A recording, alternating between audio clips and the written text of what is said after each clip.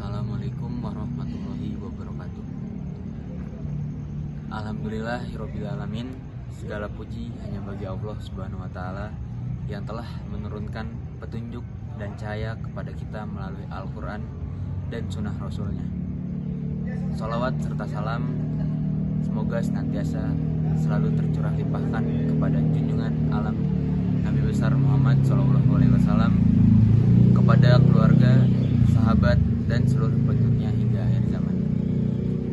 Hadirin yang dirahmati Allah Subhanahu wa Ta'ala, pada kesempatan kali ini mari kita renungkan sebuah tema yang sangat penting bagi kehidupan kita, yaitu Al-Quran dan hadis adalah warisan terbaik.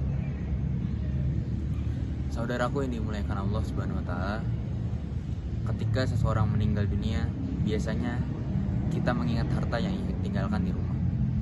Namun Rasulullah SAW telah mengingatkan kita bahwa warisan yang paling berharga bukanlah harta benda, melainkan ilmu dan petunjuk hidup, sebagaimana tertuang dalam hadis riwayat Abu Dawud dan Tirmizi yang berbunyi, sesungguhnya para nabi tidak mewariskan dinar dan dirham, tetapi mereka mewariskan ilmu.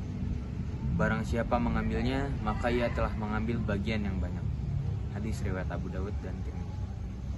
Inilah warisan sejati yang ditinggalkan oleh Nabi Muhammad SAW kepada kita semua, yaitu Al-Quran dan hadis. Selanjutnya, makna Al-Quran dan hadis.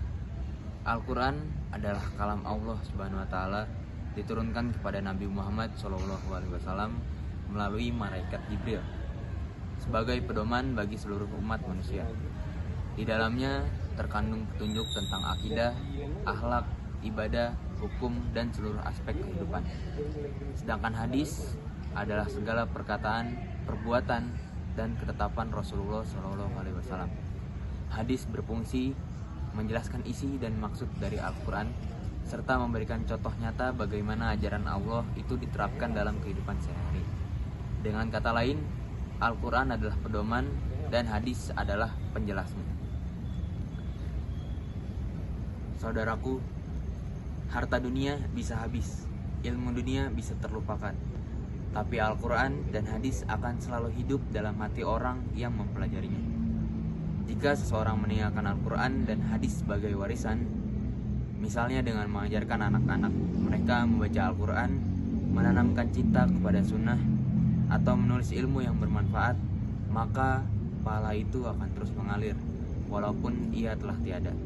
Inilah yang disebut amal jariah, warisan tidak lekang oleh waktu.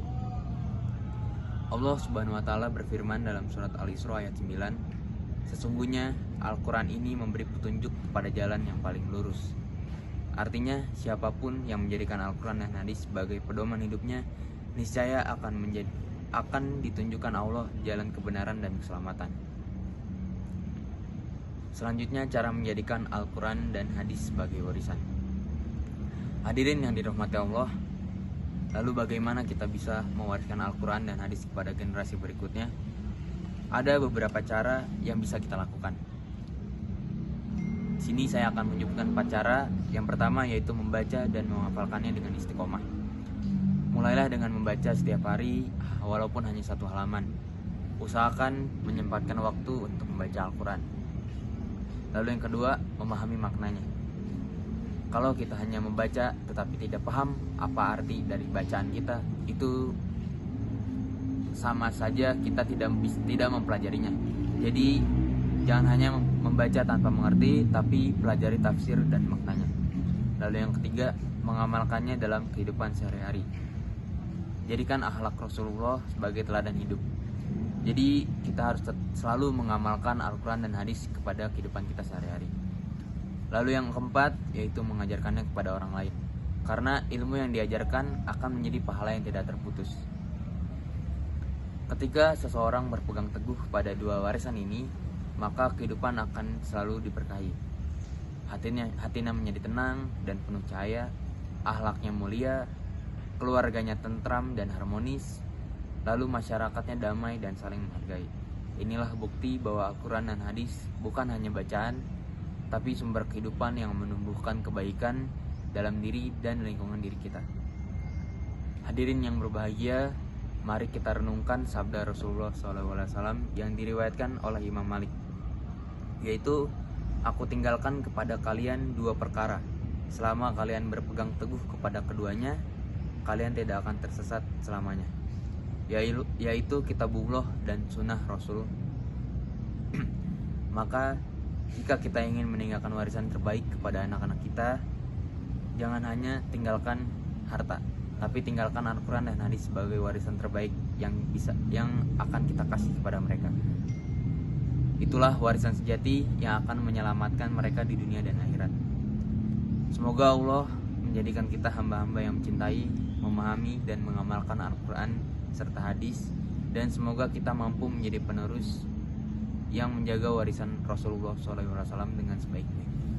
Akhir kata, mohon maaf apabila ada kesalahan dari saya. Terima kasih banyak. Wassalamualaikum warahmatullahi wabarakatuh.